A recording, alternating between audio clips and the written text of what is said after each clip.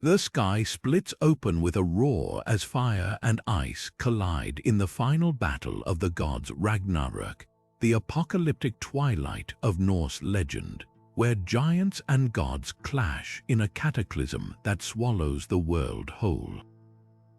But what if this wasn't just myth? What if the vivid imagery of ash-darkened skies, crumbling mountains, and seas boiling away held echoes of something real? Across centuries, storytellers whispered these tales, never suspecting how closely they mirrored events yet to come. Today, we're unraveling the spine-chilling connections between Norse mythology and the pages of history, where gods, giants, and prophecies didn't just live in sagas but foreshadowed disasters, discoveries, and even the fates of empires. Imagine standing on a windswept Scandinavian shore 1,000 years ago, listening as a skald recounts Odin's sacrifice, hanging himself from the world tree Yggdrasil to gain forbidden knowledge. Now picture a medieval scholar centuries later, painstakingly deciphering ancient texts, unaware that the myths he studied would one day align with volcanic eruptions, celestial events, and battles that reshaped continents. These stories weren't just entertainment, they were a hidden code, a tapestry of symbols and warnings woven into the fabric of time itself. From the wolf Fenrir's binding to the sinking of realms like Atlantis, the Norse didn't just imagine, they anticipated.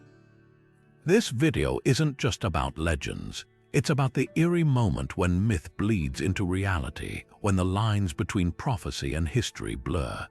We'll journey through 25 of the most startling parallels where Viking lore predicted everything from climate catastrophes to the fall of kings. You'll hear how the death of the sun god Baldur mirrors real astronomical phenomena, how the trickster Loki's schemes echo political betrayals etched in historical records, and why the Vikings might have known more about the world's cycles than we ever guessed. So ready yourself, because by the end, you'll never look at these ancient tales the same way again.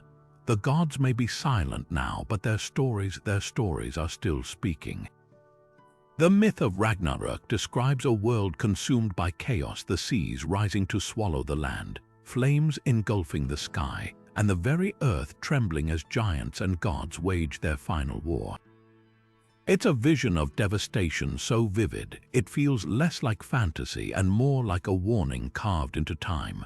Fast forward to today, and the parallels are impossible to ignore.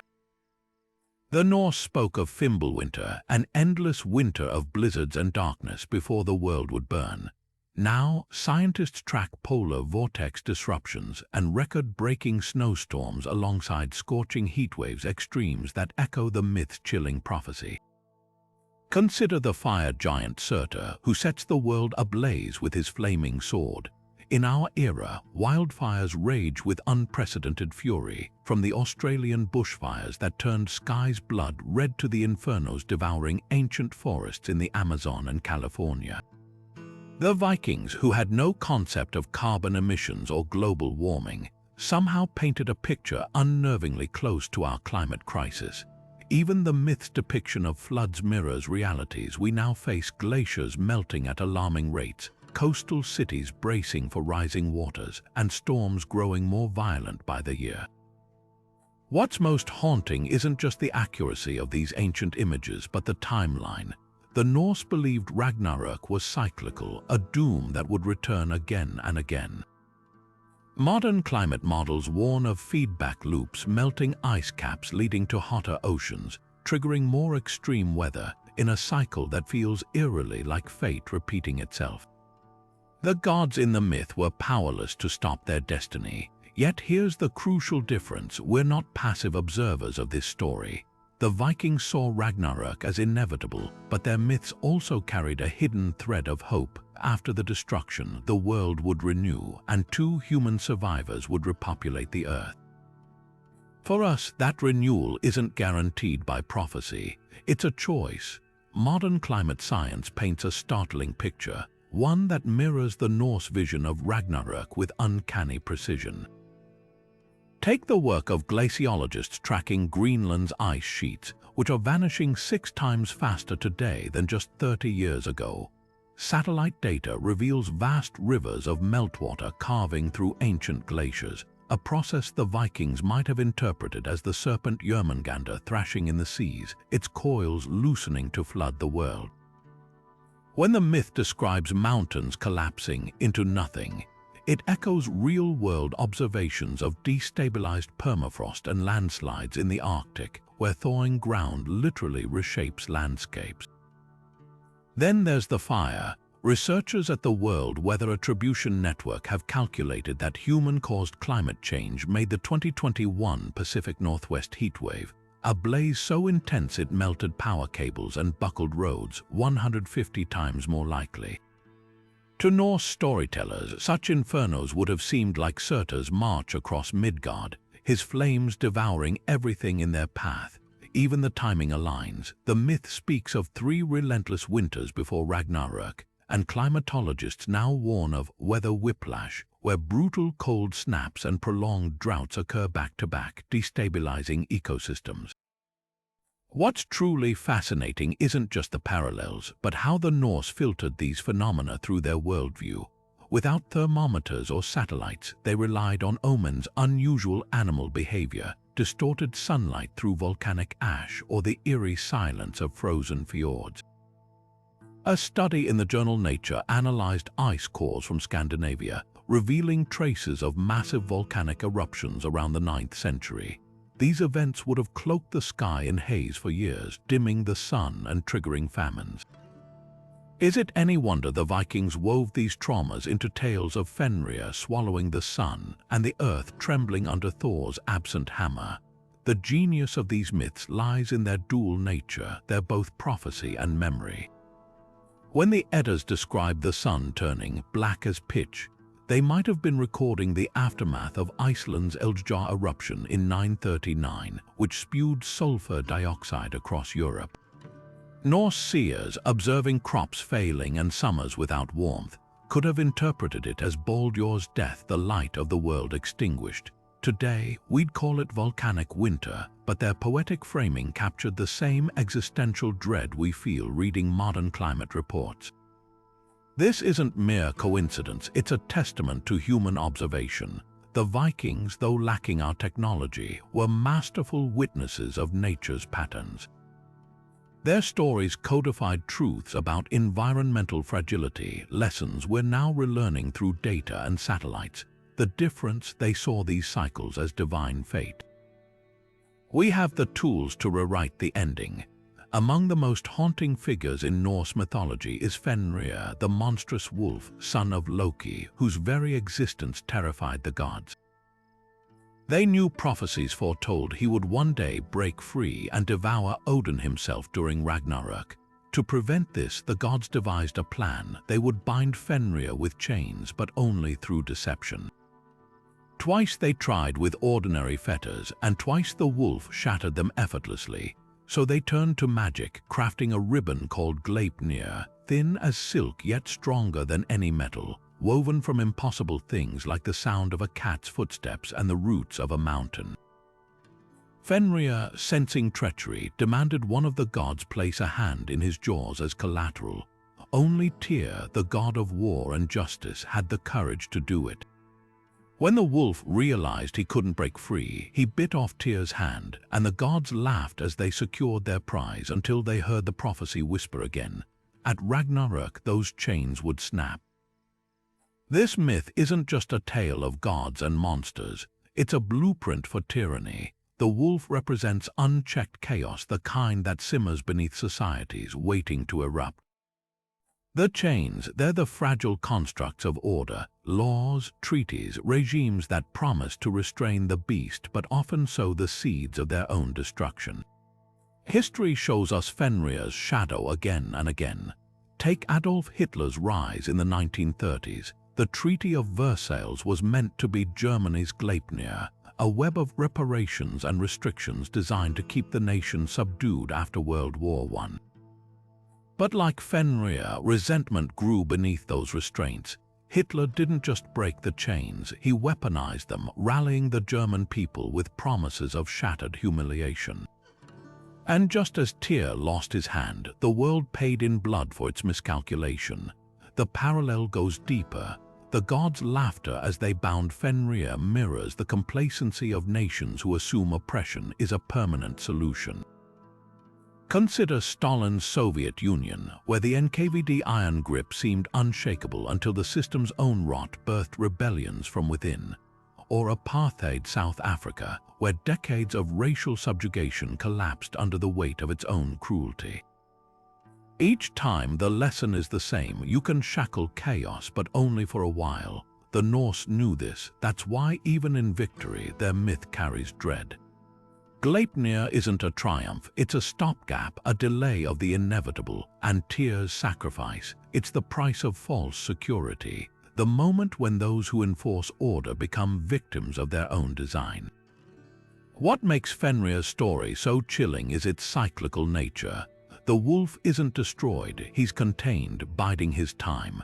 Historian Timothy Snyder calls this the Bloodlands paradox: how authoritarian regimes, in their desperation to control violence, often amplify it. The Stasi in East Germany, the Khmer Rouge killing fields, even modern surveillance states they all play the gods' game, weaving their own Gleipnir from lies and fear. But like the prophecy says, no chain lasts forever. When Fenrir breaks free at Ragnarök, he doesn't come alone. The wolf's vengeance is a tidal wave, swallowing the very ones who bound him. Tyr's missing hand is a warning. Tyranny isn't a solution, it's a ticking clock. Fenrir's myth lingers in the streets of our modern world, where protests erupt like sudden storms against the chains of oppression. Picture Hong Kong in 2019, where millions flooded the streets under umbrellas, not just against a single law, but against the slow tightening of Gleipnir's threads. The government's response: a sweeping national security law, a ribbon woven from legal jargon and surveillance meant to bind dissent. Yet like the wolf, unrest doesn't vanish, it digs deeper, resurfaces in whispers, in art, in the stubborn refusal to forget. The Norse understood this tension. Force might suppress chaos, but it also primes it for a fiercer return. Across the Atlantic, America's January 6th Capitol riot revealed another facet of Fenrir's lesson. Here, the beast wasn't external oppression but internal division. A faction convinced democracy itself had chained them. Their rebellion mirrored the myth's cyclical doom. When institutions strain under polarization, the bonds snap violently. Historian Anne Applebaum traces this pattern through collapsing empires, where elites weaponize resentment until it consumes them. The gods' laughter as they bound Fenrir. It echoes in the dismissive rhetoric of leaders who mistake control for stability until the wolf bites back. But the most striking parallel lies in how societies remember. In Norse lore, Fenrir's binding was a temporary victory, celebrated but never trusted. Modern Germany embodies this wisdom. Its post-war constitution, or Grundgesetz, wasn't designed to just restrain authoritarianism. It enshrined checks to prevent any single force from wielding absolute power. Unlike the gods' deceit, Germany's approach acknowledges the wolf's inevitability. Courts can ban extremist parties, yes, but more crucially, education confronts the nation's past horrors head-on. The result, a society that binds chaos not with silk-thin lies but with transparency. Yet even vigilance has limits. Look at Myanmar, where Aung San Suu Kyi, once a Nobel-winning symbol of resistance, became complicit in the military's brutal crackdown on Rohingya Muslims. Her story mirrors Tyr's sacrifice, the idealist who gambled with the beast only to enable its wrath. The tragedy exposes myth's darkest truth. No hand offered in truce is safe from teeth. What the Norse framed as destiny, we now recognize as pattern. From Belarus's suppressed protests to Russia's phantom elections, the same drama replays authorities weaving thinner and thinner chains while the wolf grows hungrier. But unlike the gods, we're not doomed to Ragnarök. The difference lies in how we bind, not through force or tricks, but by addressing the hunger beneath the snarl. When Denmark invested in marginalized communities after their 2016 ghetto laws, they didn't just prevent riots, they dissolved the beast's teeth. Fenrir's tale endures because it's not about wolves or gods. It's about the price of fear masquerading as control. Every protest barricade, every draconian law, every whispered threat is another knot in Gleipnir. And history whispers back, no ribbon lasts forever. High above the 9 realms, its roots drilling into forgotten wells and its branches scraping the stars, Yggdrasil stood as the axis of the Norse cosmos, a tree so vast it held entire worlds in its boughs. Gods whispered at its roots, dragons gnawed its trunk, and squirrels darted messages up and down its bark. Fast forward 1,000 years and we've built our own world tree. Not from wood and sap, but from fiber optic cables and satellites. The internet doesn't just connect places. It links minds, cultures, and ideologies in a sprawling digital canopy eerily reminiscent of the Norse vision. Think of Yggdrasil's roots, each tapping into a different realm, one feeding the wisdom of Mimir's well, another seething with the venom of Nidhogg the serpent. Now open your phone. One tap plunges you into scholarly databases, another into the algorithmic underbelly of conspiracy forums. The parallels are unsettling. Just as the Norse believed knowledge and poison flowed through the same tree, our digital age reveals how enlightenment and disinformation share the same infrastructure. A study from MIT found falsehoods spread 6 times faster than truth on platforms like Twitter, not unlike Nidhogg's venom seeping upward, corrupting all it touches. Yet Yggdrasil wasn't just a conduit for chaos, it was a living system.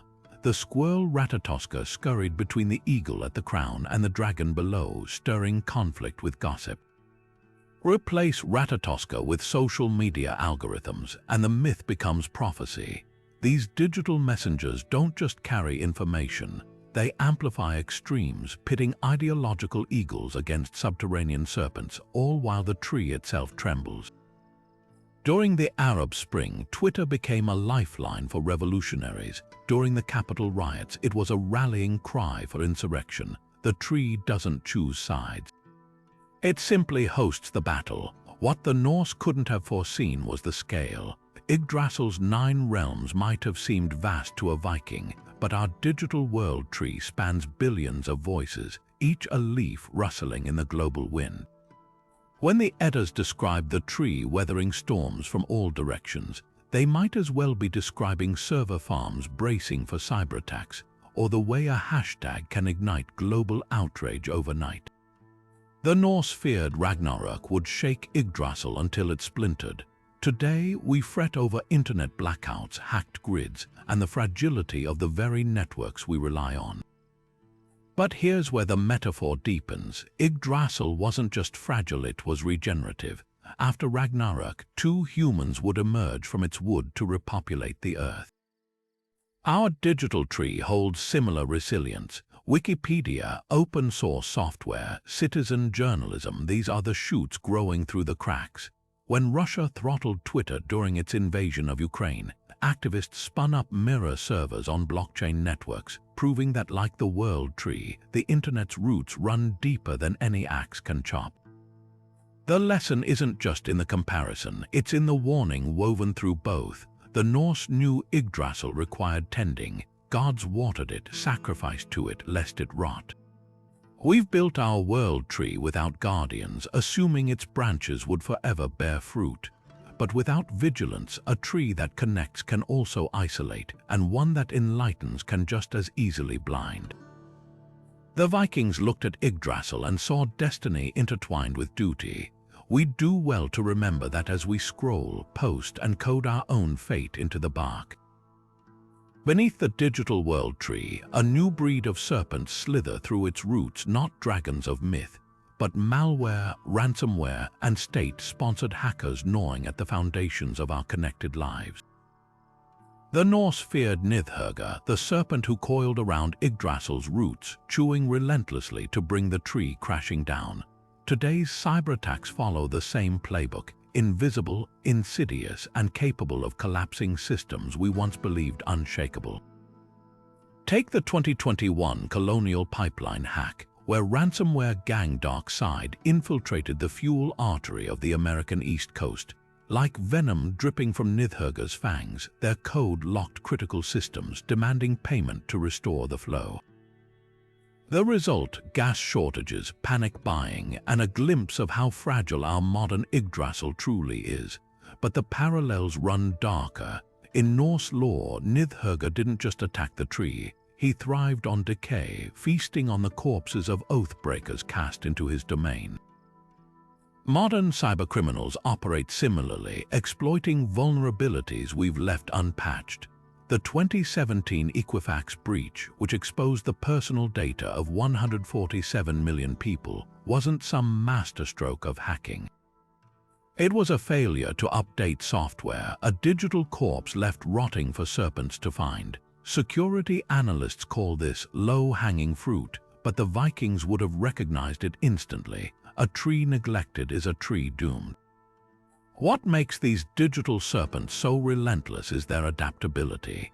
Nidhögg in the myths wasn't a mindless beast. He was a patient strategist waiting for the gods to grow complacent. Russian hacking group Fancy Bear operates the same way. During the 2016 U.S. election, they didn't brute force their way into systems. They used spear phishing, tailored emails so convincing they tricked campaign staff into handing over keys to the kingdom. The Norse warned that even Odin, with all his wisdom, couldn't stop Ragnarok's approach. Likewise, no firewall is impervious when human error leaves the gate unbarred. Yet there's a crucial twist the Vikings couldn't have foreseen. Their serpent worked alone, but our digital Nidhöggs are hydras. The NotPetya attack of 2017 started as Russian malware targeting Ukraine, then mutated globally, crippling hospitals in Pennsylvania and ports in Rotterdam. Like venom seeping through Yggdrasil's roots, it spread beyond its creator's intent, proving chaos, once unleashed, answers to no one. Cybersecurity firm Symantec estimates such attacks now cost the world over $1 trillion annually, a price tag that would have made even the gods tremble. The myth's most haunting lesson, though, lies in its cyclical nature. Nidhögg's gnawing wasn't a one-time event. It was a constant, wearing the tree down over eons. Today's cyberattacks follow the same rhythm. Chinese state hackers have spent years breaching U.S. infrastructure, not for immediate havoc but for pre-positioning, digging tunnels into power grids and water systems, waiting for the moment to strike. Pentagon planners call this persistent engagement. The Norse would have called it fate, but here's where our story diverges from legend. The Vikings believed Yggdrasil's corruption was inevitable, woven into the fabric of destiny. We have tools they never dreamed of: AI-driven threat detection, blockchain encryption, ethical hackers who fight fire with fire. When Estonia faced coordinated cyberattacks in 2007, it didn't just rebuild, it became a global leader in digital defense, a testament to resilience. The serpent may always lurk in the roots, but unlike the gods, we're not bound to prophecy. Our world tree's survival isn't written in runes, it's written in code, and we hold the pen.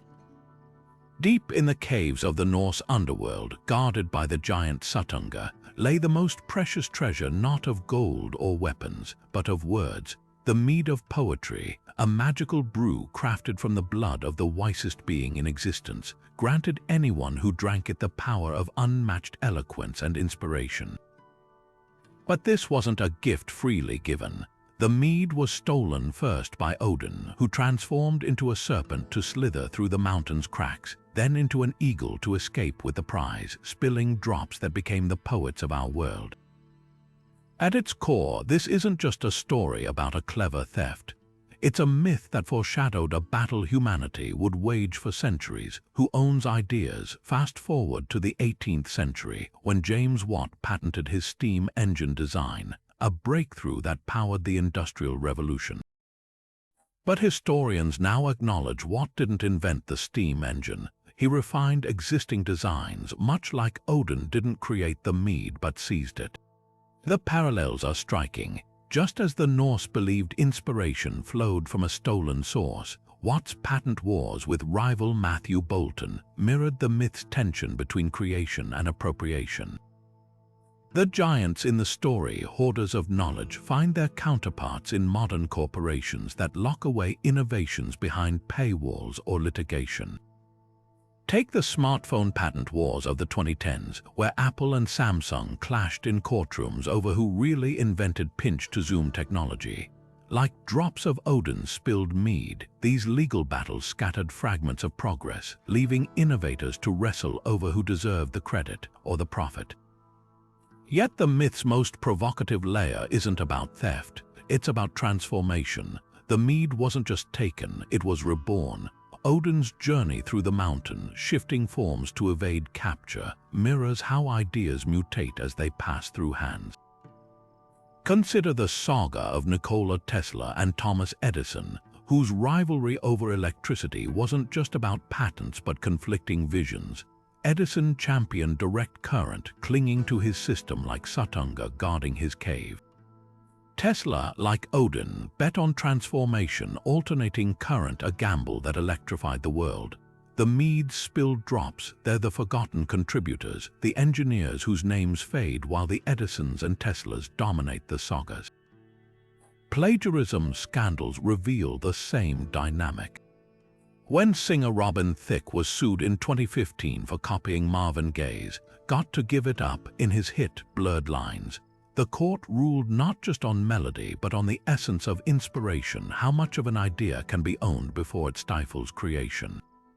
The Norse had an answer. The mead's spilled drops became skalds, poets who remixed old tales into new art.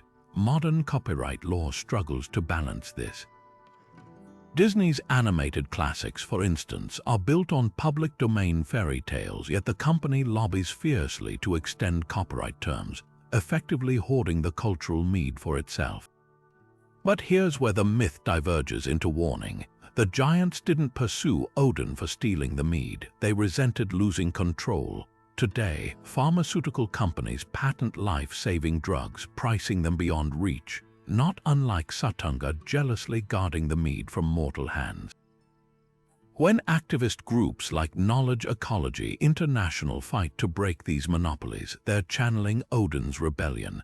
Ideas belong to the world, not just the gatekeepers. Even the mead's origin, a brew of blood and honey, hints at this duality. Creation isn't pure, it's messy, contested, and often born from conflict. The Vikings didn't resolve this tension. Neither have we, but their myth offers a compass. The mead wasn't destroyed by theft, it was shared, imperfectly but irrevocably. Every time a songwriter credits a sample, an open-source programmer posts code, or a scientist publishes in a public journal, they're honoring the mead's true lesson: knowledge grows when it flows. The giants of the past and present fear that flow, the rest of us thrive on it. Thor's fishing trip wasn't just a god's idle pastime, it was a brush with apocalypse. In the myth, Thor disguises himself as a mortal, rows out into the ocean with the giant Hymir, and baits his hook with the head of an ox, aiming to catch Jörmungandr, the serpent coiled around the world. When the beast finally takes the bait, the struggle nearly sinks the boat, the sea churning violently as the line goes taut. Thor's muscles strain, his feet braced against the hull, until Hymir panics and cuts the line, sending the serpent slithering back into the depths. But not before Thor's hammer grazes its skull, foreshadowing their final battle at Ragnarök. This story isn't just about divine might, it's a parable of overreach. The Norse understood something modern fisheries are learning the hard way: pull too greedily from the sea, and the consequences ripple far beyond the catch. Today, industrial fishing trawlers play Thor's role, casting nets so vast they could swallow entire neighborhoods. The difference: when Thor hooked Jörmungandr, he faced the serpent's wrath immediately, a visceral warning. Our reckoning has been slower but no less devastating. Scientists estimate over 90% of large predatory fish, tuna, sharks, swordfish, have vanished since the 1950s, gutted by overfishing. The myth's world serpent isn't just a monster, it's the delicate balance of marine ecosystems, and we've yanked on that line with reckless force. Consider the Atlantic cod collapse off Newfoundland in the 1990s. For centuries, cod were so plentiful sailors claimed you could walk on their backs. Then factory ships arrived, dragging nets that scraped the ocean floor clean. By 1992, the cod population had plummeted by 99%, triggering a fishing moratorium that left 40,000 people jobless overnight. Like Hymir cutting Thor's line, it was a desperate act too late to undo the damage. The Norse myth mirrors this tragedy. Thor doesn't kill Jörmungandr during the fishing trip. The serpent escapes, wounded but alive, destined to return with vengeance. Similarly, even after bans, some cod stocks have never fully recovered, their ecosystems permanently altered. The parallel deepens when you examine bycatch, the unintended victims of modern fishing. Thor's ox-head bait lured Jörmungandr, but in reality, industrial nets trap everything in their path. Sea turtles, dolphins, even seabirds drown as collateral damage, much like the myth's chaotic seas swallowing lesser creatures during the struggle. A United Nations report estimates that over 38 million tons of bycatch are dumped dead or dying back into the ocean annually, a waste so grotesque it would have horrified even the Norse who revered the sea's bounty. Yet there's a crucial divergence between myth and reality. In the Eddas, Thor's encounter with Jörmungandr is fated, a duel postponed but inevitable. Our overfishing crisis isn't destiny, it's a choice. Iceland, once a culprit in the cod collapse, now leads the world in sustainable fishing quotas, proving that restraint can revive oceans. And just as Thor's near miss with the serpent served as a warning, marine reserves like the Papahānaumokuākea monument in Hawaii show how protected waters can rebound, teeming with life again. The lesson embedded in Thor's fishing trip isn't just about restraint, it's about respect for forces larger than ourselves. The Norse didn't see Jörmungandr as a mere obstacle. It was a vital thread in the world's fabric, its coils binding the seas together. Today, we're relearning that humility. From indigenous-led clam gardens in the Pacific Northwest to high-tech smart hooks that spare endangered sharks, innovations are emerging that echo the myth's wisdom. The sea isn't a larder to plunder, but a living system to honor. Thor's hammer may have drawn blood, but it's our nets and our decisions that will determine whether the serpent strikes back. In the heart of Asgard's orchards grew Idunn's golden apples, fruit so potent a single bite could halt aging itself. The Norse gods relied on them, their immortality tied to these divine snacks. But when Loki, ever the trickster, orchestrated Idunn's kidnapping, the gods began to wither. Their hair grayed, their strength faltered, their skin creased like crumbling parchment. Panic set in. Without those apples, even gods were mortal. Today, that myth feels less like fantasy and more like a mirror held to our obsession with cheating time. Modern labs might not have golden apples, but they're hunting their own version of Idunn's magic in Petri dishes and genetic code. Take telomeres, the protective caps on our DNA that shorten each time a cell divides, like a biological hourglass running out of sand. Scientists at Harvard Medical School have reversed aging in mice by activating the enzyme telomerase, effectively lengthening those caps. It's the closest we've come to Idunn's apples, a biochemical key to stalling decay. But like the gods' dependence on Idunn, there's a catch. Rampant telomerase activity is a hallmark of cancer cells which divide endlessly. The very thing that could grant longevity might also invite chaos, a trade-off the Norse would have recognized. Loki's betrayal didn't just steal the apples, it exposed the gods' fragile grip on eternity. Then there's CRISPR, the gene-editing tool that lets scientists snipe and rewrite DNA with precision. In 2020, researchers at the University of California used CRISPR to extend the lifespan of fruit flies by 20%. The parallels are eerie. Just as Idunn's apples altered the gods' biology, CRISPR tweaks the blueprints of life itself. But myths often carry warnings, and this one's no exception. When the gods finally rescued Idunn, they didn't hoard her apples. They shared them sparingly, knowing unbridled immortality unmoored the natural order. Modern ethicists voice similar concerns. If only the wealthy can afford age reversal therapies, will society fracture into immortals and the rest, the Norse feared Ragnarök, we might face a quieter apocalypse of inequality. Yet the myth's deepest insight lies in Idunn herself. She wasn't just a keeper of apples, she symbolized renewal. Each bite wasn't a pause button but a reset, a cyclical rejuvenation. Current anti-aging research is catching up. Senolytics, drugs that purge zombie-like senescent cells, don't just add years, they restore vitality. In clinical trials, elderly patients treated with these drugs reported better mobility, sharper minds, echoes of Odin regaining his vigor after biting into Idunn's fruit. The Vikings understood something we're relearning. Longevity isn't about stopping time. It's about restoring what time steals, but myths also thrive on disruption. Loki's theft forced the gods to confront their vulnerability, a lesson we're facing as climate change, pandemics, and resource scarcity threaten global stability. Perhaps Idunn's apples weren't just a gift but a test. Can we handle immortality responsibly? The answer may lie in nature itself. Ocean quahogs, a type of clam, live over 500 years without cancer or degeneration. Their secret, a perfected balance of cellular repair and restraint. No golden apples needed, just evolution's wisdom. The Norse gods relied on magic, we have science. But both paths ask the same question: how much life is too much? As we inch closer to breakthroughs once confined to legend, Idunn's story shifts from allegory to roadmap.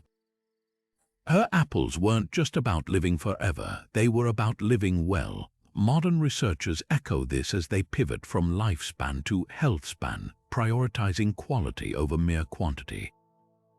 Maybe that's the myth's final prophecy. True longevity isn't measured in years, but in the strength to wield them. The gods learned that the hard way.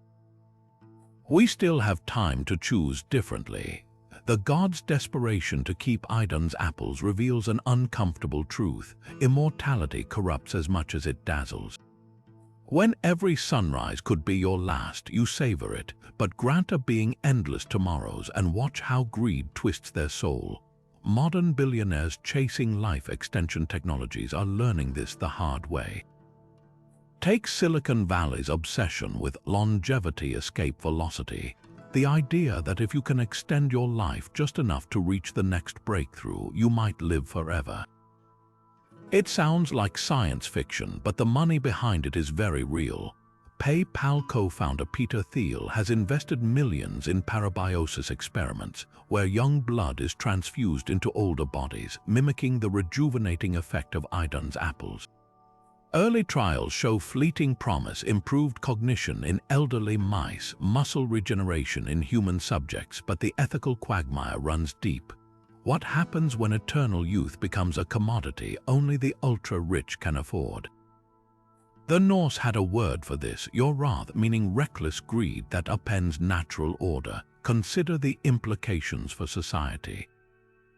If a CEO lives 2 centuries while their employees barely scrape past 80, how does that warp power dynamics? Historians point to the Venetian aristocracy of the 1600s, where patricians hoarded wealth and influence across generations, creating a stagnant, unequal society.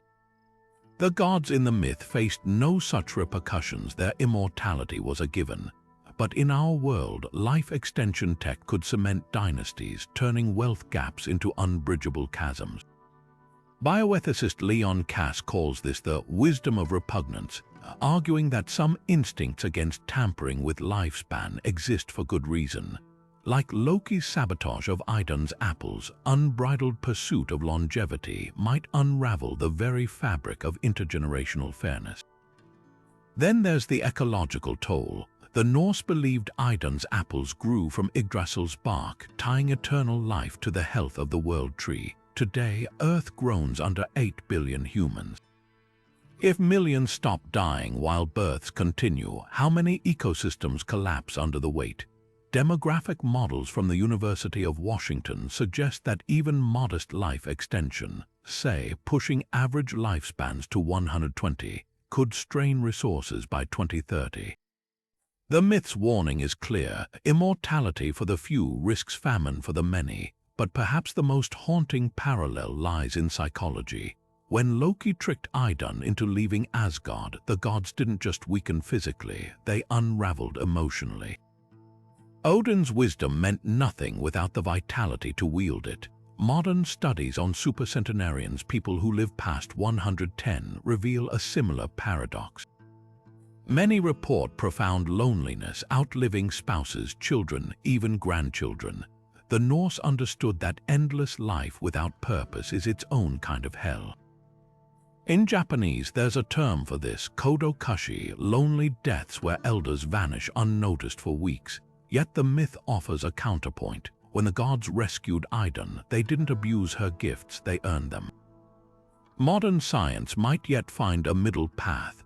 Organizations like the Sense Research Foundation focus not on indefinite life but on longevity dividends, extending healthy years, not just total lifespan. It's the difference between Odin hoarding apples and sharing them wisely. After all, the Norse didn't fear death, they feared stagnation. Their sagas brim with heroes choosing glorious ends over endless twilight. As we stand on the brink of rewriting biology's rules, that distinction matters more than ever. The apples weren't the problem. It's what you do with them that determines your doom. Loki's children weren't just monsters, they were warnings. The trickster god's offspring, Fenrir the wolf, Jörmungandr the world serpent, and Hel, ruler of the dead, were so terrifying even the gods couldn't control them. But look closer, and these beings aren't just creatures of myth. They're mirrors of humanity's own reckless tampering with nature, our attempts to bend life to our will with consequences we can't always foresee. Take Fenrir, the wolf bound by magic chains until he breaks free to devour Odin. His story resonates unnervingly with modern genetic engineering. When scientists first created genetically modified crops in the 1980s, the promise was revolutionary: pest-resistant corn, drought-proof wheat, solutions to global hunger. But like the gods underestimating Fenrir's growth, we didn't anticipate the ripple effects. Superweeds evolved to resist herbicides sprayed on GMO fields, forcing farmers to use even stronger chemicals.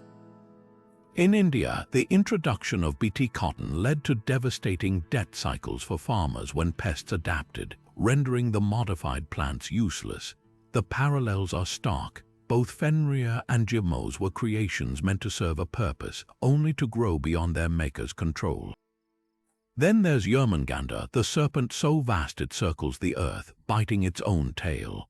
It's a perfect metaphor for CRISPR and gene drives, technologies that let us edit DNA with precision but could spiral beyond our grasp. In 2016, scientists released genetically modified mosquitoes in Brazil to combat dengue fever, a well-intentioned act that echoed the gods' decision to cast Jörmungandr into the sea. But when traces of the modified genes appeared in wild mosquito populations years later, it raised a chilling question. Had we, like the Norse gods, unleashed something that couldn't be put back in the bottle? Gene drives designed to spread genetic changes through entire species could eradicate malaria, or accidentally collapse ecosystems if a modified gene drifts beyond its target. The serpent doesn't discriminate. Its coils tighten around friend and foe alike. Hel, Loki's daughter who presides over the dishonorable dead, completes this grim trinity. Her realm isn't just punishment, it's a shadow of life, a half-existence. Here, the myth foreshadows debates over cloning and extinction. When Dolly the sheep was cloned in 1996, scientists celebrated a breakthrough. But cloned animals often suffer shortened lifespans and genetic abnormalities, existing in a sort of biological limbo. Even more haunting are attempts to revive extinct species like the woolly mammoth. Would a thawed, lab-grown mammoth truly be a mammoth or a ghost of one, stranded between past and present? Hell's Kingdom reminds us that some boundaries, once crossed, leave beings neither fully alive nor dead. A cautionary tale for an age of synthetic biology. What binds these stories together isn't just fear of the unknown, it's the arrogance of control. The Norse gods didn't fear Loki's children because they were evil, they feared them because they were consequences. Every time humanity tampers with life's blueprint, from glow-in-the-dark rabbits to patented cancer-resistant mice, we replay this ancient drama. The Vikings encoded a truth we're still grappling with. Creation without wisdom is chaos waiting to happen. Yet there's a crucial difference. The gods were passive in their fate, bound by prophecy. We have the chance to rewrite ours. Iceland's genetically engineered barley, grown in volcanic soil to resist climate extremes, shows how careful application can feed nations without unintended harm. The myth's real lesson isn't to stop pushing boundaries, it's to respect them, to weigh each innovation against the weight of its potential serpent, its hidden wolf. Loki's children were inevitable in the sagas. Ours don't have to be. Baldur's death wasn't just a tragedy, it was a spark. The beloved god, invulnerable to all threats except one insignificant mistletoe, fell victim to Loki's trickery when a single dart pierced his heart. The Norse didn't just mourn, they saw the omen. Baldur's murder was the first domino in Ragnarok's cascade, a small act that unraveled the cosmos. History knows this pattern too well. On June 28, 1914, a seemingly minor event, the assassination of Archduke Franz Ferdinand by a teenage anarchist, ignited World War I. A conflict so vast it redrew maps and claimed 17 million lives. The parallel is chilling. Both Baldur and Ferdinand were symbols of stability, and their deaths exposed how fragile order really is. But why mistletoe? The Norse chose this humble plant deliberately. Baldur's mother, Frigg, had extracted oaths from every substance in creation, iron, stone, fire, to spare her son. She overlooked the mistletoe, deeming it harmless. That oversight became catastrophic. Similarly, Ferdinand's assassin, Gavrilo Princip, was dismissed as a fringe radical until his bullets shattered Europe's fragile peace. Historians call this the Black Swan theory, events deemed impossible precisely because they're unimaginable until they happen. The mistletoe wasn't just a weapon, it was a blind spot, a lesson in how the smallest gaps in vigilance can have the widest consequences. The aftermaths mirror each other too. Baldur's death plunged Asgard into grief so profound, even the giants paused. Odin, knowing this was Ragnarok's harbinger, whispered prophecies of doom. In 1914, Ferdinand's killing triggered a web of alliances: Austria-Hungary's ultimatum to Serbia, Russia's mobilization, Germany's war declarations, each step logical yet collectively catastrophic. Like the gods, Europe's leaders were trapped in a chain reaction they designed but couldn't control. Political scientist Ivan Krastev sums it up. The assassination didn't cause the war, it revealed the war that was already latent.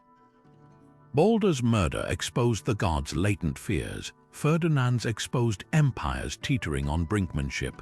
Yet there's a darker twist. Loki, disguised as an old woman, manipulated Baldur's blind brother Hertha into throwing the fatal dart.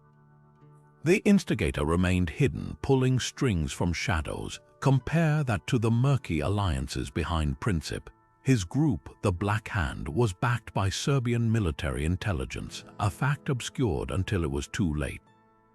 Modern intelligence agencies call this plausible deniability, where sponsors shield themselves behind layers of deception. Loki would have approved. What makes these parallels haunting isn't just the scale of fallout, but the inevitability.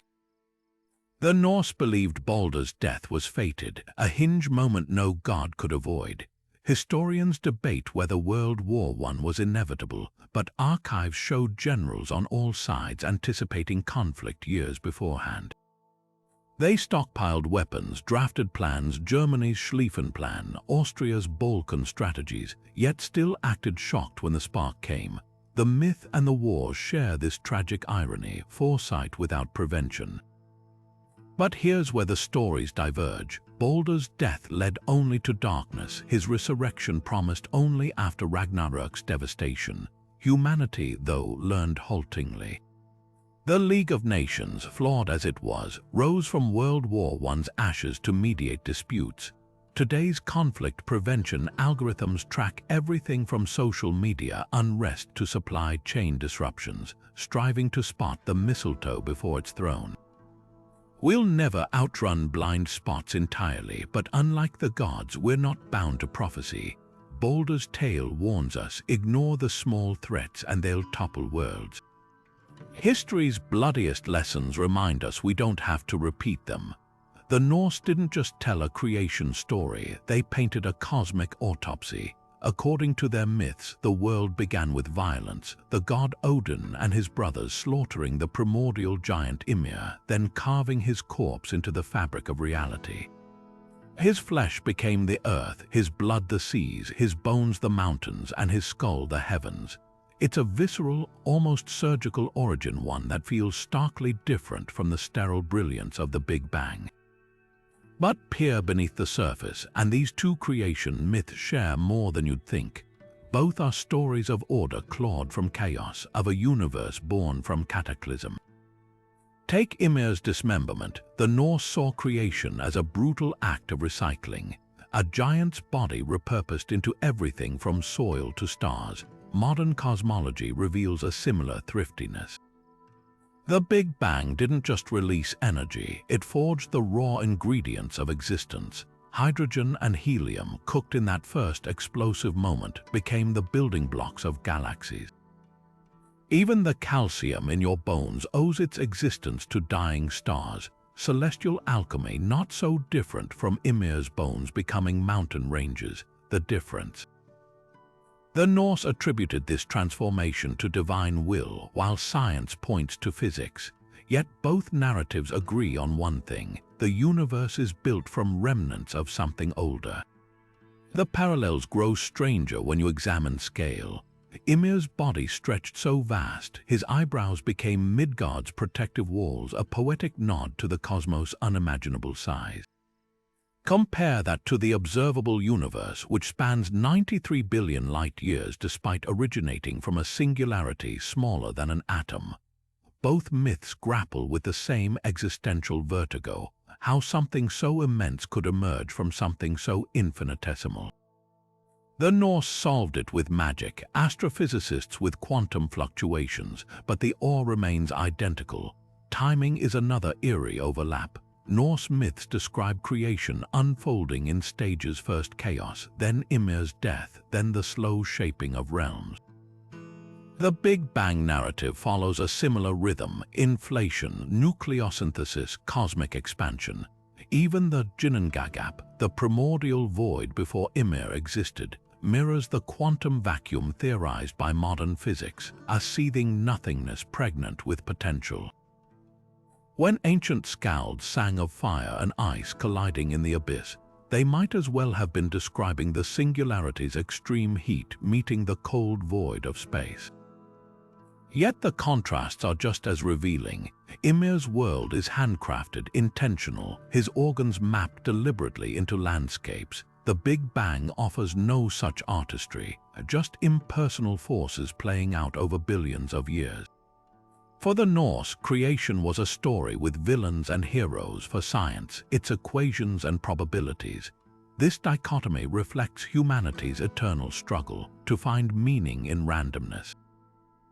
We crave narratives, and the Norse provided one, even if it took a butchered giant to do it. What's most striking, though, is how both accounts grapple with mystery. The Eddas admit no one truly knows what predated Ymir, just as cosmologists admit the before of the Big Bang remains unknowable. These creation stories, separated by centuries, converge on the same humble truth: some questions defy answers. Whether you picture God sculpting a corpse or quantum foam birthing universes, the wonder remains. The Norse would have understood our awe. They felt it too, staring at the same stars, asking the same questions, just with different names. The Valkyries didn't just collect the dead, they decided who died. Clad in armor, riding winged horses through smoke-filled skies, these mythical women descended upon battlefields to select warriors worthy of Valhalla. Their choices were absolute, their judgments swift. Now fast forward to a US Air Force base in Nevada, where operators stare at screens, guiding drones over deserts thousands of miles away.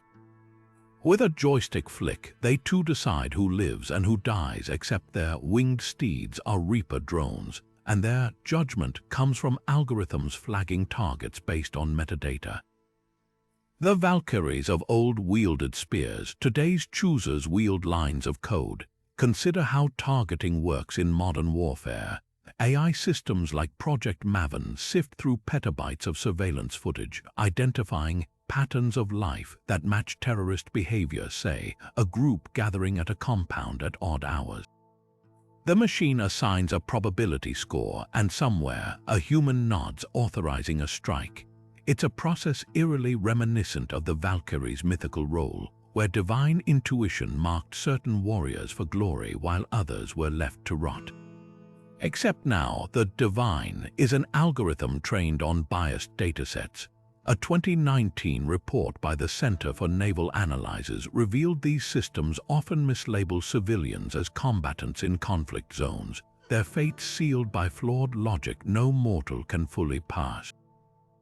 The Valkyries at least had faces. Our new arbiters of death are black box algorithms, their reasoning as inscrutable as Odin's whispers, yet the parallels cut deeper.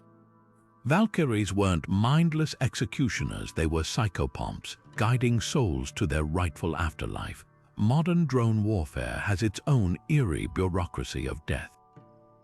After a strike, battle damage assessment, teams review footage to tally casualties, sorting militants from civilians like mythic scribes recording names for Valhalla. Sometimes they discover errors too late. In 2021, a US drone strike in Kabul killed 10 civilians, including 7 children, later deemed a tragic mistake.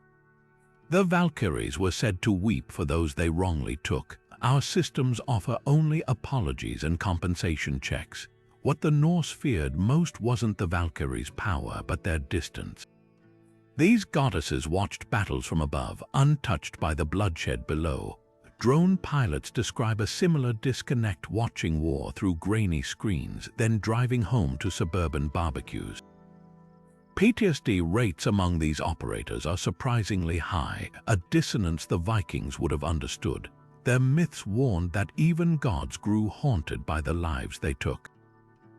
When Brunhild, the most famous Valkyrie, defied Odin to spare a warrior she loved, she was stripped of her power and cast into mortal sleep. Today's drone operators face no such divine punishment, but the moral weight remains. The chilling twist: Valkyries answered to gods, our machines answer to markets. Defense contractors pitch AI targeting as efficient and cost-effective, a sales pitch that would have baffled the Norse. Their choosers were bound by sacred duty, ours are bound by shareholder reports. When Palantir CEO demoed AI that could predict insurgent activity, he framed it as innovation, not fate-making. The myth's moral clarity, glory in death, honor in selection, has curdled into something far murkier, but here's where the stories diverge. The Vikings believed the Valkyries' selections upheld cosmic order. Our algorithms, they're fracturing it. Autonomous drones like Turkey's Cargo 2 can now hunt targets without human input, blurring the line between tool and executioner. The Norse at least knew their Valkyries' names. We may never know who tweaked the code that gets it wrong.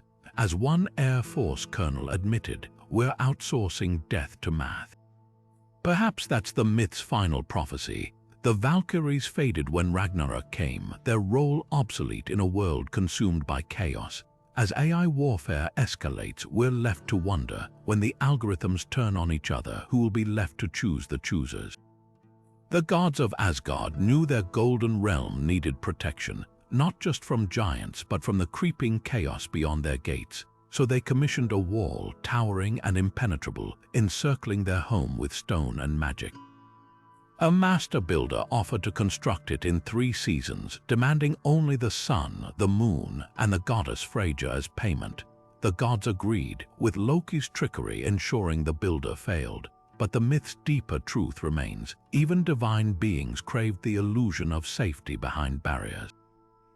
Today, those same impulses echo in the mortar of Hadrian's Wall, the steel slats of the U.S. Mexico border, and the drone-patrolled fences of Hungary's frontier.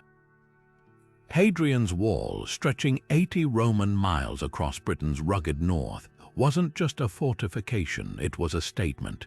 Built in the 2nd century to repel the barbarian Picts, its stones whispered a message, this far and no farther.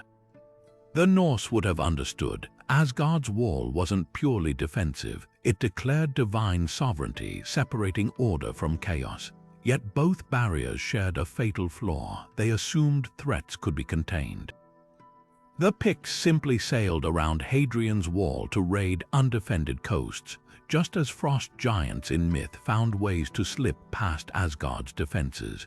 Walls, whether of stone or myth, often fail to address the roots of the conflicts they're meant to stop.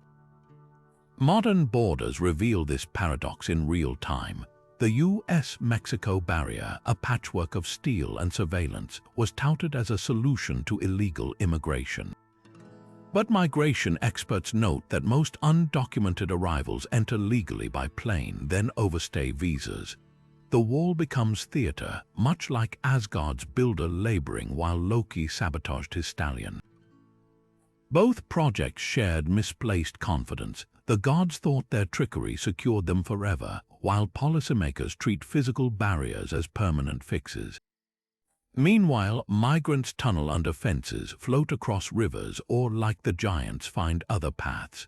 What's most revealing is how these walls reshape the societies they're meant to protect. Asgard's fortification didn't just keep dangers out, it locked the gods in, fostering complacency. Archaeologists find Roman forts behind Hadrian's Wall stocked with luxury goods, soldiers growing soft while Picts adapted. Today, border walls breed their own illusions. Israel's West Bank barrier reduced suicide bombings but entrenched occupation, fueling generational resentment. The Norse myths warned of this. Walls delay, but they also isolate. When Ragnarök came, Asgard's ramparts shattered like kindling. Yet the sharpest parallel isn't physical, it's psychological.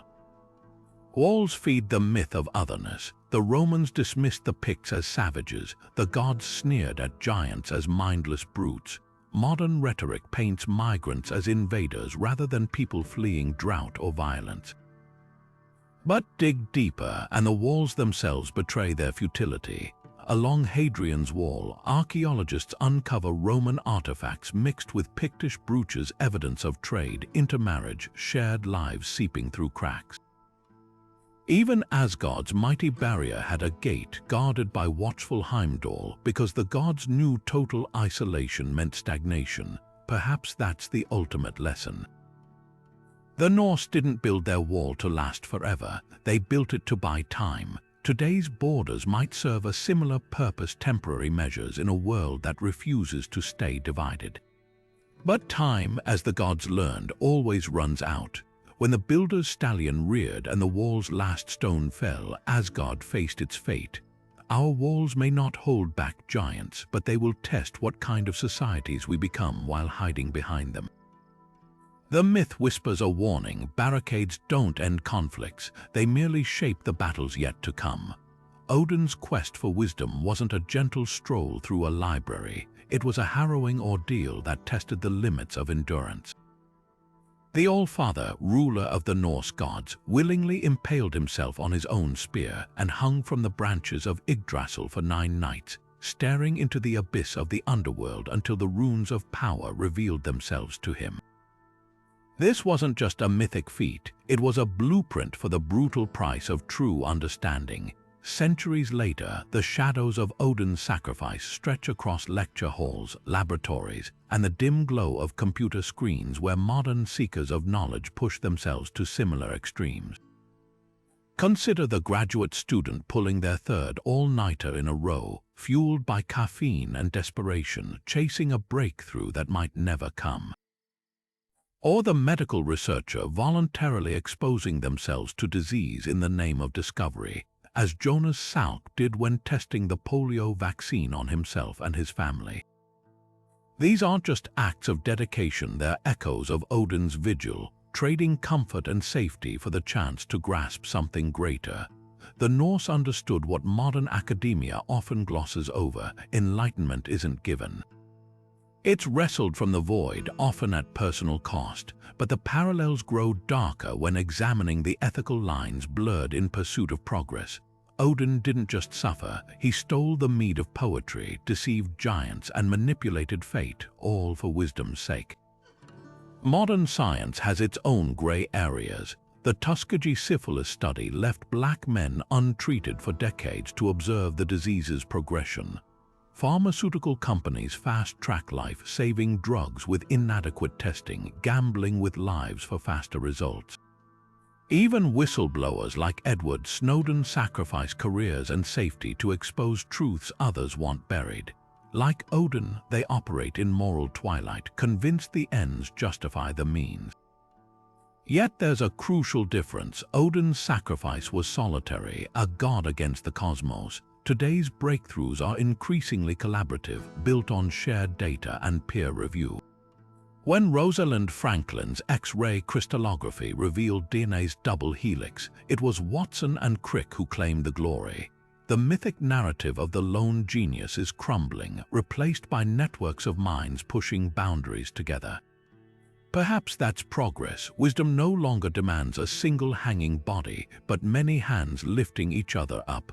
The most haunting lesson of Odin's ordeal, though, lies in its aftermath. The runes granted him not just knowledge, but foresight, including visions of his own doom at Ragnarök. Every scholar who peers too deep risks the same existential reckoning. Climate scientists documenting extinction rates, astrophysicists calculating the heat death of the universe, even AI researchers warning of their creation's potential dangers, they all share Odin's burden. To know is to confront the abyss. The Norse believed wisdom was worth the price. Our challenge is deciding if we still do. When the giant Thrym stole Thor's hammer Mjolnir, the gods didn't just panic, they faced an existential crisis. Without it, their mightiest weapon was in enemy hands, and Asgard stood defenseless. The parallels to nuclear proliferation are unnervingly precise. A single artifact of unimaginable power, designed to protect, suddenly wielded by those who might turn it against its creators. The myth spells out what the Cold War later proved. The greatest threat isn't always the weapon itself, but who controls it.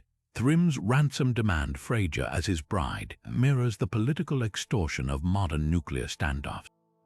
Just as Loki devised a scheme to recover Mjolnir by disguising Thor as the goddess, real-world diplomats have often relied on deception and negotiation to reel back straying warheads. Take the Cuban Missile Crisis. When Soviet nukes were smuggled onto the island in 1962, the U.S. didn't launch a direct assault. Instead, Kennedy and Khrushchev engaged in back-channel deals, naval blockades, and even fake concessions to pull the world back from the brink. Like Thor dressed in a bridal veil, the solution was equal parts absurd and deadly serious. But the myth takes a darker turn when you examine the near misses. Thrym nearly uncovered Thor's disguise when the god devoured an entire ox and 3 barrels of mead at the wedding feast, behaviors no bride should exhibit. Similarly, history is littered with moments when nuclear catastrophe almost slipped through the cracks.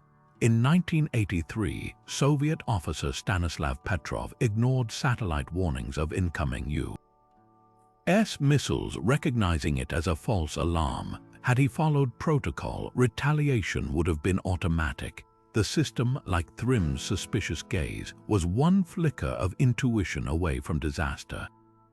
What's truly chilling is how both stories expose the fragility of safeguards. The Norse believed Mjolnir's theft was possible because Thor set it down complacency in a moment of peace. Modern security protocols have similar blind spots. A 2014 report revealed U.S. nuclear missile officers routinely cheated on proficiency tests, their boredom and disillusionment mirroring Thor's carelessness.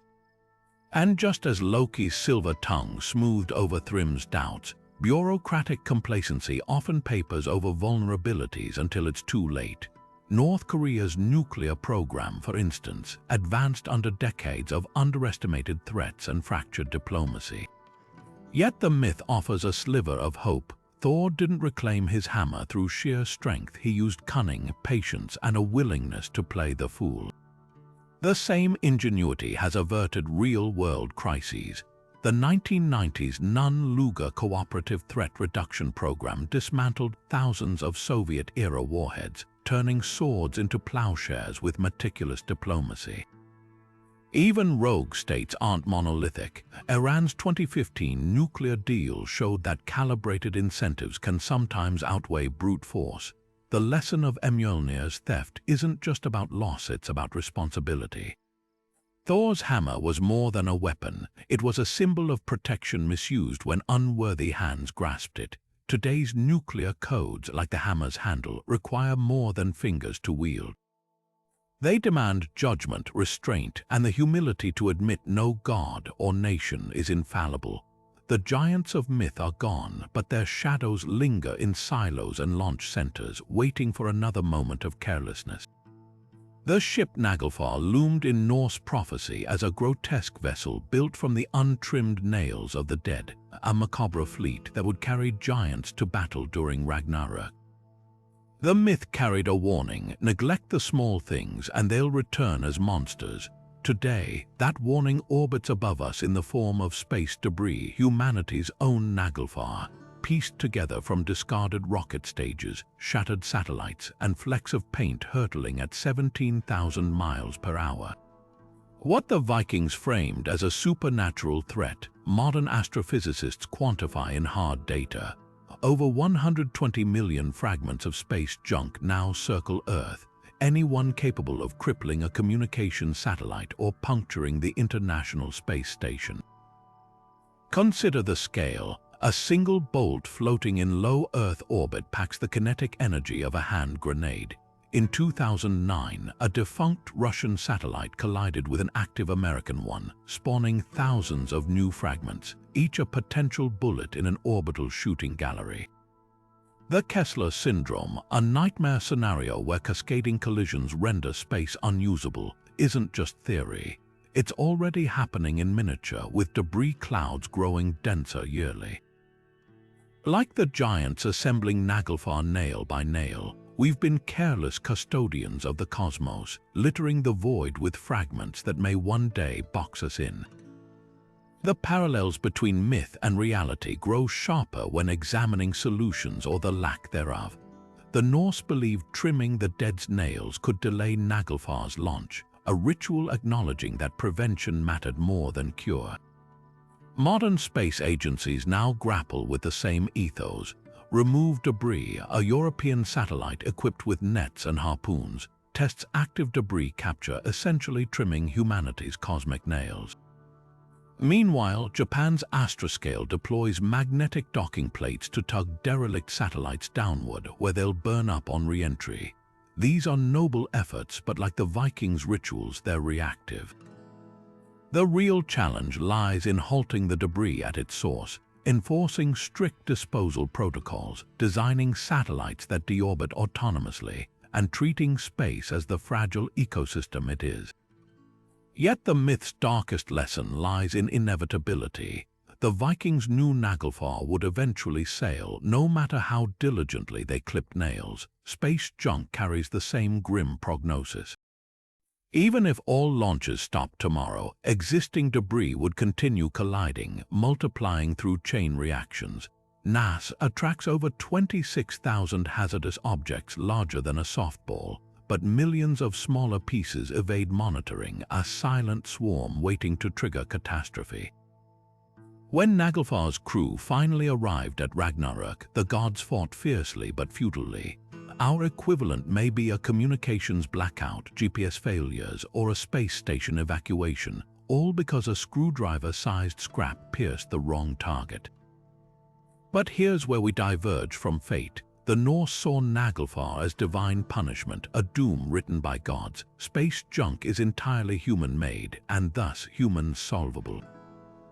Startups like Clear Space pioneer robotic debris retrievers, while Luxembourg's legal framework treats space cleanup as a global responsibility.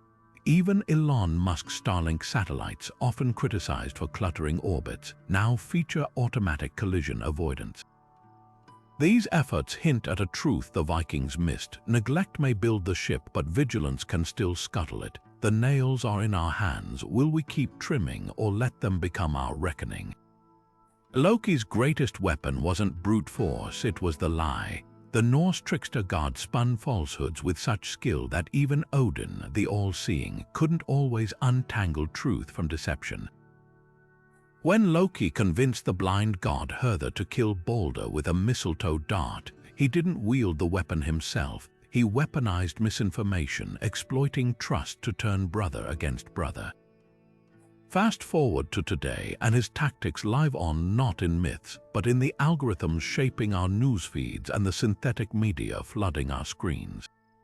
The Vikings feared Loki's silver tongue. We're drowning in its digital echo. Take the Russian Internet Research Agency's infamous troll farms. Like Loki disguising himself as an old woman to manipulate Hertha, these operatives posed as American activists on social media, stoking racial tensions ahead of the 2016 U.S. election. Their posts fake BLM accounts calling for violence. Fabricated right-wing memes were designed to pit communities against each other, mirroring Loki's sabotage of Balder's invincibility.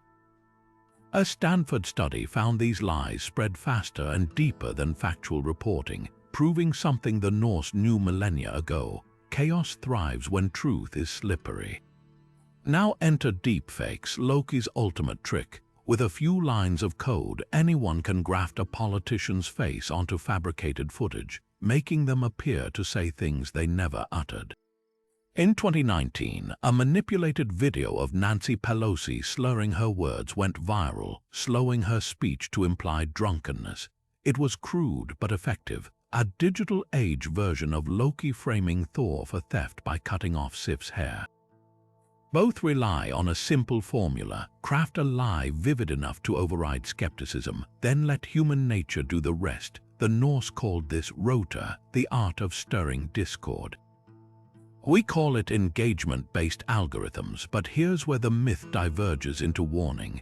Loki's lies always unraveled, often catastrophically. Think Ragnarök. Modern disinformation leaves no such neat resolution. A 2023 MIT study showed that even after debunking, false beliefs persist in up to 40% of audiences. Like Loki's children, these lies grow stronger when challenged, mutating into conspiracy theories that resist facts. The Norse had one advantage: their trickster was a singular villain.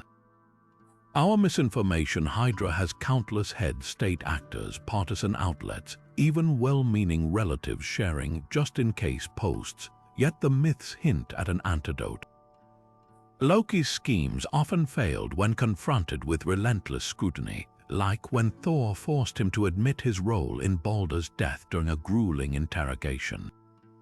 Today's counter-disinformation teams apply similar pressure.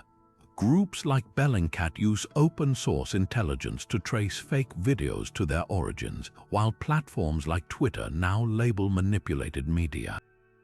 The challenge: scaling this vigilance to match the speed of lies. Loki needed only one whispered falsehood to spark a god's death.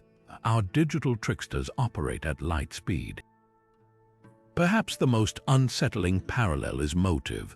Loki didn't lie for power or profit. He lied because chaos amused him. Modern troll farms and bot armies often blend ideology with sheer mischief, their creators delighting in the havoc they unleash. When a deepfake of Ukrainian President Zelensky surrendering briefly aired on hacked networks in 2022, it wasn't just warfare, it was theater, a smirk in the void. The Norse believed Loki's final punishment was to drip venom in his eyes until Ragnarök. Our punishment for failing to curb disinformation might be far worse, a world where no shared reality remains. But the myths also offer a sliver of hope. Loki's lies held power because the gods grew complacent, trusting their invulnerability until it was too late. Today's defense's media literacy programs watermarking AI content, laws holding platforms accountable, are the equivalent of trimming the nails for Naglfar. They won't stop every lie, but they might buy us time to outthink the trickster. After all, even Loki never imagined his greatest adversary wouldn't be a god, but something far stronger, an informed public. The dwarven forges of Norse legend weren't just workshops, they were crucibles of creation where reality itself was hammered into new shapes. Deep beneath mountains like Svartalfheim, these master smiths crafted artifacts that defied nature. Thor's unbreakable hammer Mjolnir, Odin's spear Gungnir that never missed its mark, even the golden hair they wove for the goddess Sif after Loki's mischief. But look beyond the enchantments, and you'll find something startlingly familiar: the blueprints of industrialization, written in myth centuries before steam engines hissed to life. Consider the legendary forge of Brocka and Sindri, where the dwarves worked their bellows so fiercely the very air shimmered with heat. Their process, part magic, part metallurgy, mirrors the relentless rhythm of Manchester's cotton mills or Pittsburgh's steel factories during the Industrial Revolution. Just as the dwarves transformed raw materials into wonders through fire and force, 19th century factories took iron ore and coal, feeding them into blast furnaces that spat out railroads and skyscrapers. The Norse even hinted at mass production. When the gods demanded a replacement for Sif's hair, the dwarves didn't create a single strand, they forged an entire golden mane, as if anticipating Henry Ford's assembly line. Yet these myths carried warnings we're still grappling with today. The dwarves' forges didn't just produce treasures, they demanded sacrifices. To create Odin's spear, the smiths worked in shifts so grueling one dwarf collapsed mid-stroke, his breath becoming the wind of the forge, a poetic nod to the suffocating smog that would one day cloak industrial cities. The Vikings, who revered craftsmanship, nonetheless wove cautionary threads into these tales. When the dwarves crafted Thor's hammer, their bellows spewed poisonous fumes that turned the surrounding earth barren, an eerie foreshadowing of London's Great Smog of 1952, where coal pollution killed 12,000 in 4 days. The environmental parallels run deeper. In the myth of the mead of poetry, the dwarves Fjalla and Galla murder the wise being Kvasir to brew their enchanted drink, a metaphor for extracting knowledge at terrible cost. Today's lithium mines, essential for smartphones and electric cars, drain entire aquifers and leave toxic wastelands across South America. The Norse understood this trade-off. Progress often wears a hidden price tag. Even their magical creations carried flaws. Mjolnir's handle was inexplicably short.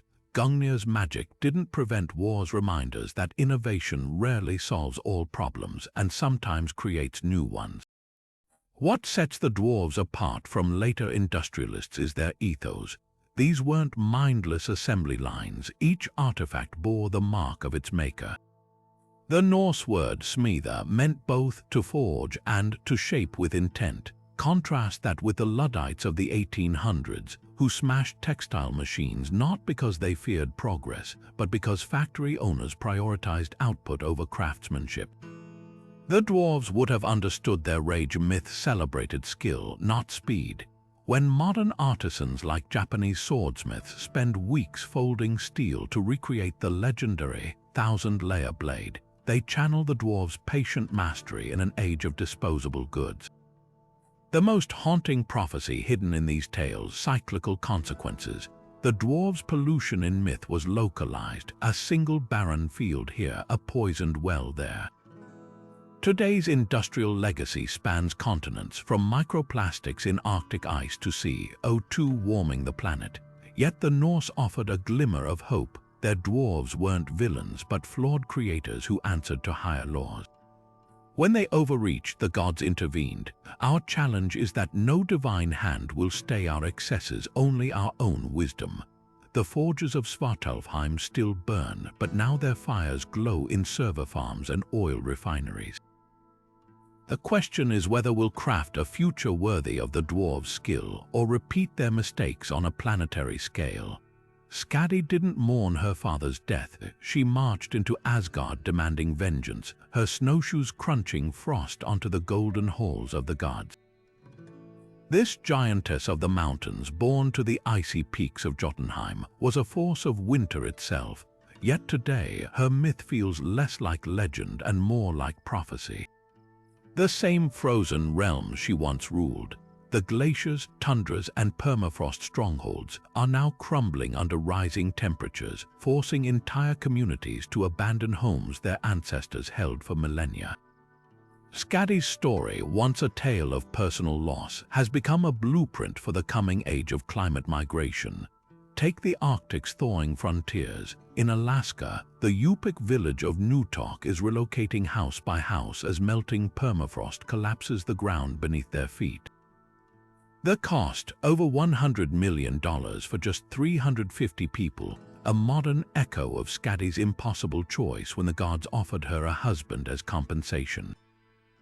She picked Njord, the sea god, but their marriage failed because she couldn't bear the ocean's noise, just as many climate refugees struggle to adapt to alien landscapes. The Norse framed this as a clash of elemental natures, ice and water, refusing to mix. Today, we'd call it cultural dislocation, the trauma of roots ripped from familiar soil. But the parallels grow more unsettling when you examine scale. Skadi's vengeance quest affected only Asgard. Today's climate upheaval spans continents. By 2050, the World Bank estimates over 216 million people could be displaced by rising seas, droughts, and failed harvests, a mass migration that would dwarf even the Norse myth's grandest battles. The Syrian civil war, often cited as the first modern climate conflict, began after a record drought displaced 1.5 million farmers, fueling urban unrest.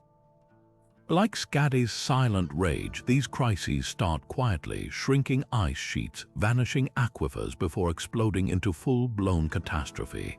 What the Norse understood, and we're relearning, is that land isn't just territory, it's identity. When the gods tricked Skadi into choosing Njord by letting her pick a husband based on his feet alone, they trivialized her connection to home. Modern climate policies repeat this mistake.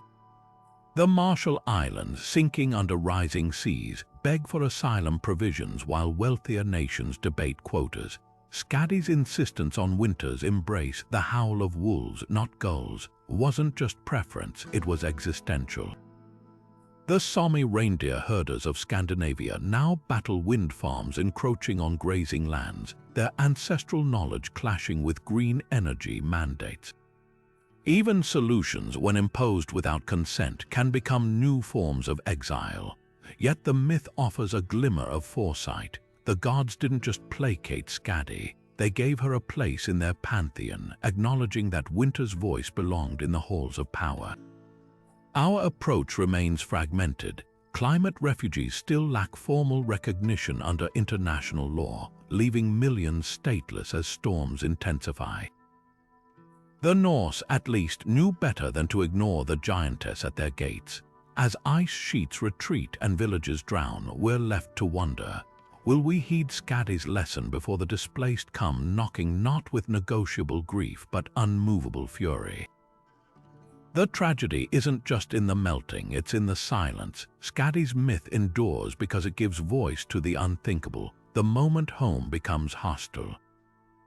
When Greenland's ice surrenders ancient Viking farms unseen for centuries, or Tuvalu's leaders film climate pleas knee-deep in seawater, they channel the giantess's dilemma. Do you fight for a dying world or forge a new one? The Norse had no answer, neither do we. But the time for choosing grows shorter with every crack of splitting glaciers, every centimeter of rising tide. Skadi's snowshoes once left prints the gods couldn't ignore. Our footprints may be the ones history remembers or forgets. The Einherjar were not just warriors, they were the undying dead, handpicked by Odin to feast in Valhalla until Ragnarok's final battle. Every day they fought to the death on golden plains, only to be resurrected each evening for endless mead and camaraderie. Sounds glorious, right? until you realize the myth exposes a brutal truth. Even in paradise, these warriors couldn't escape the cycle of combat. Their wounds healed, but their souls remained trapped in an eternal loop of violence, something modern veterans understand all too well. Consider the parallels. A U.S. Marine returning from multiple tours in Afghanistan might physically leave the battlefield, but their mind often stays entrenched. Nightmares replay firefights like Valhalla's daily battles. Crowded rooms trigger hypervigilance as if awaiting an ambush. The Department of Veterans Affairs estimates that nearly 30% of Iraq and Afghanistan vets suffer from PTSD, a silent siege no amount of mead can cure. Like the Einherjar, they're caught between worlds, too altered by war to fully reintegrate, yet too vital to be discarded. The Norse myths didn't romanticize this. Odin's warriors weren't celebrating, they were training, conditioning themselves for a doom they knew was coming. Today's vets face a similar limbo, where survival sometimes feels like preparing for a war that never ends. Yet the struggles deepen after the fighting stops. The Einherjar had Valhalla's halls to bond over shared trauma, a crude but effective form of peer support. Modern veterans often return to societies that don't speak their language. A 2021 study by the Wounded Warrior Project found that nearly half of combat vets feel civilians can't comprehend their experiences. Imagine a Viking warrior trying to describe the taste of dragon's blood to a farmer. The disconnect isn't just emotional, it's cultural. Ancient Norse sagas at least honored warriors as heroes. Today's vets sometimes face pity, indifference, or even suspicion. Their skills seen as liabilities rather than strengths. But here's where the myths get uncomfortably prescient.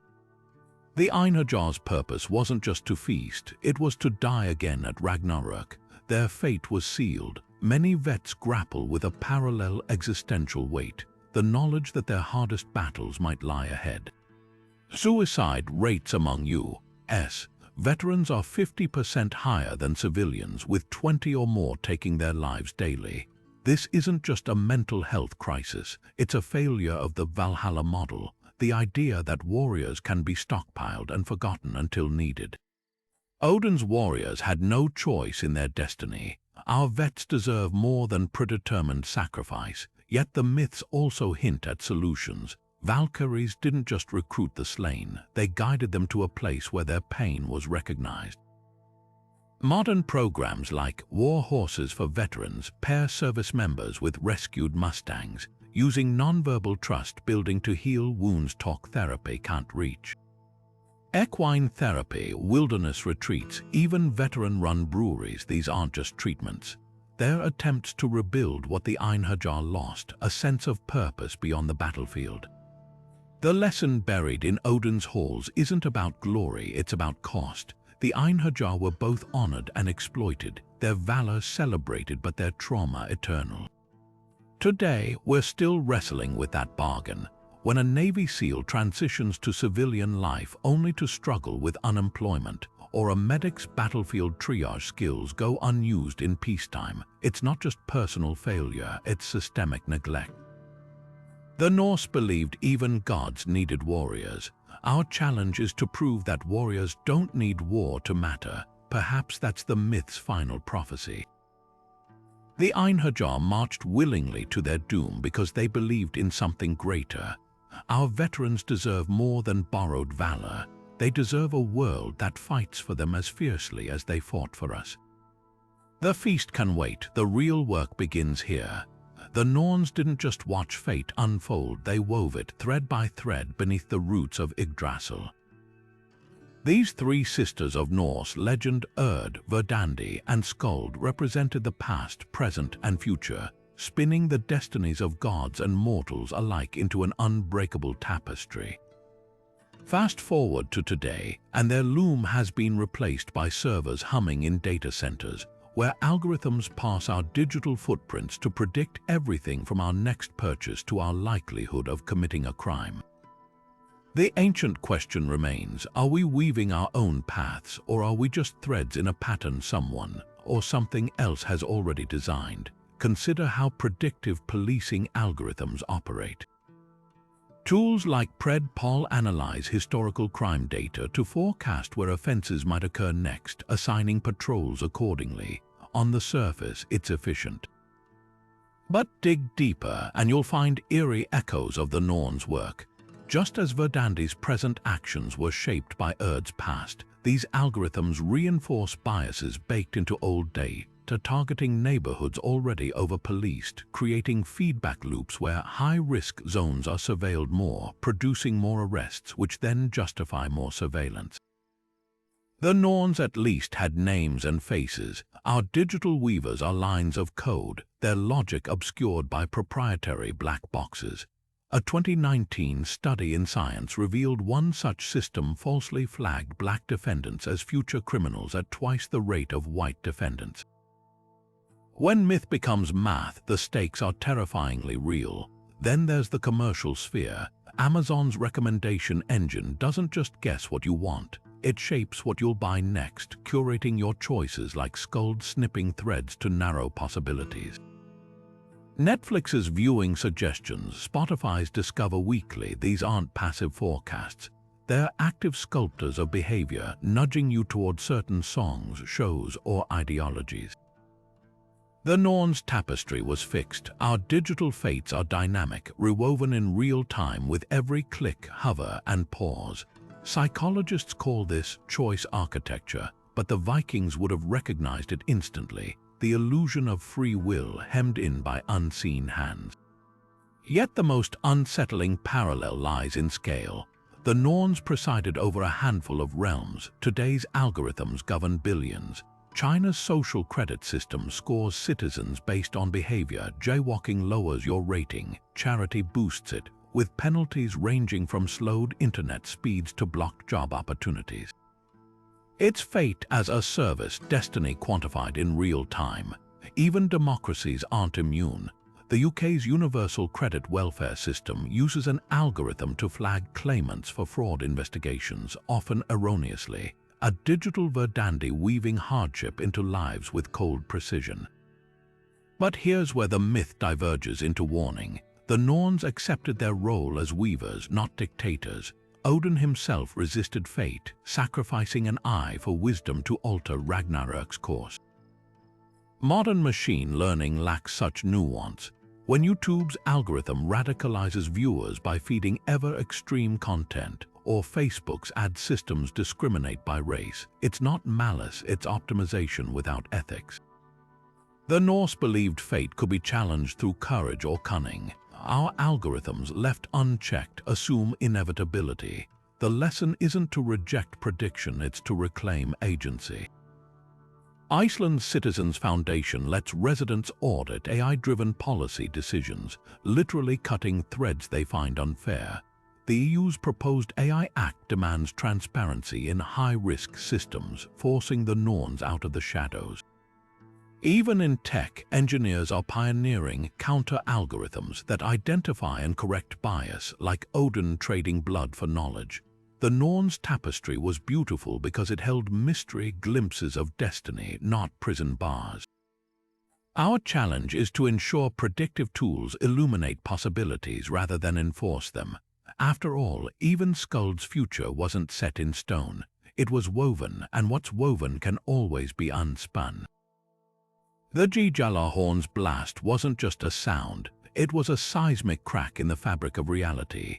Heimdall, the ever-vigilant guardian of Asgard, was destined to raise this colossal horn to his lips at Ragnarok's dawn, its note shattering mountains and shaking the roots of Yggdrasil as gods and giants alike braced for war. Today, that bone-deep dread lives on in the wail of tsunami sirens, the jarring buzz of emergency alerts on smartphones, and the robotic voice cutting through radio static to announce impending disaster. The Norse didn't just predict the concept of mass warnings, they encoded the primal terror that comes with them. Take Hawaii's ballistic missile alert in 2018, when a mistakenly issued text sent residents scrambling for shelter with 38 minutes of imagined doom. The panic that followed, parents writing social media wills, strangers huddling in bathtubs, was pure Gjallarhorn hysteria. Like Heimdall's signal, the alert assumed absolute authority. No one questioned its validity until the damage was done. Psychologists call this alert fatigue paradox, where overuse of warnings breeds complacency, but their rarity makes them electrifying.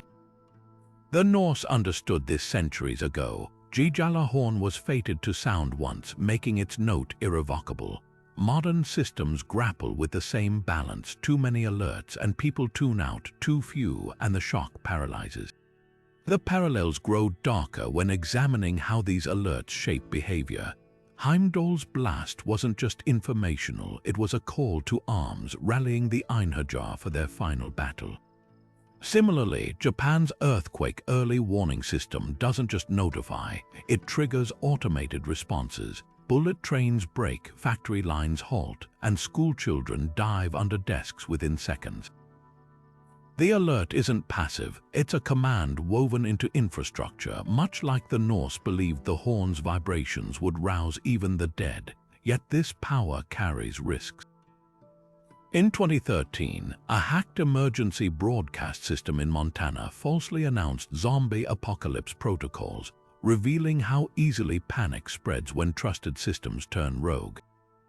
Heimdall's horn was infallible, our digital equivalents are anything but. What the myth captures best, though, is the existential weight of these warnings.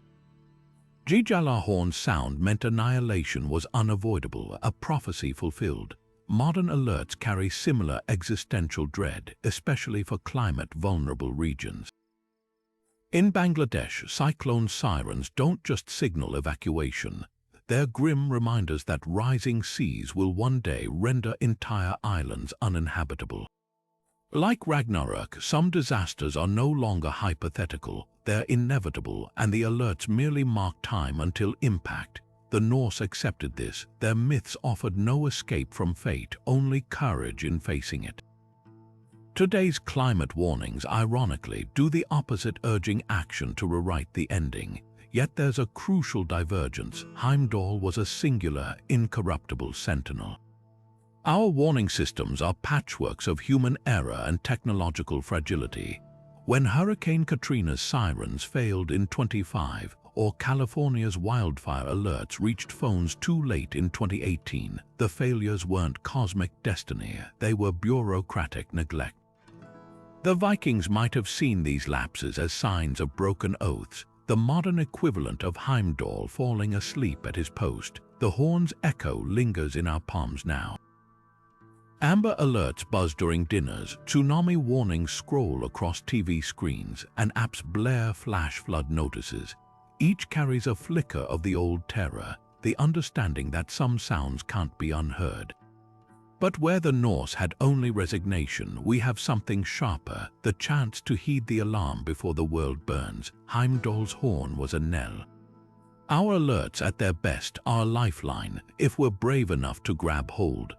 From the apocalyptic flames of Ragnarök mirroring our climate crisis to Fenrir's chains foreshadowing the collapse of oppressive regimes, these 25 Norse myths didn't just entertain, they prophesied. The gods' desperate ploys to delay their doom, the dwarves' creations turning against them, the Valkyries' chilling parallels to drone warfare, each tale holds up a distorted mirror to our modern world, reflecting truths we're still grappling with. The Vikings spun these stories not as mere fantasy, but as coded warnings about the fragility of power, the cycles of destruction, and the peril of ignoring nature's whispers. What's astonishing isn't just the accuracy of these echoes, but their persistence. Like Odin hanging from Yggdrasil, we dangle between progress and consequence, torn between forging ahead and pausing to ask, are we repeating myths instead of learning from them? When wildfires rage like Surtur's fury or disinformation spreads with Loki's cunning, the past isn't just speaking, it's shouting. So now it's your turn. Which myth's modern parallel left you stunned? Was it the chilling resemblance between Nidhögg's gnawing and our cyber warfare nightmares? Or maybe Idunn's apples holding up a mirror to Silicon Valley's quest for eternal youth? Drop your thoughts below. Let's dissect these ancient warnings together. And if these connections gripped you as deeply as they gripped us, hit like and subscribe. The gods may be gone, but their stories, they're just getting